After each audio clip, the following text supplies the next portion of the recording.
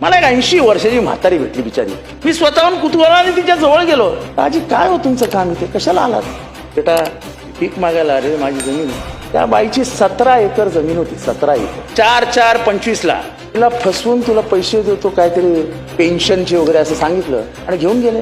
कोणतरी किरण पडळकर वगैरे असं काहीतरी आहेत. आणि पैकी 17 एकरवरती आजीची अंगठी. 17 एकरचा दस्त तयार झाला. तुला कळलंच नाही काय झालं. ही लाडकी आजी आहे ना तुमची आजी. आजीची 17 एकर जमीन खाल्ली आहे ना. त्या आजीच्या अंत्ययात्रेला पैसे नाहीत ना घराकडे. त्या आजीचा मृत्यू झाला तर तिथे लाकडं आणायला पैसे नाहीत ना. कोण देणार तिला न्याय? कोण आहे ते आरामखोर? तर आहे सरकारकडे.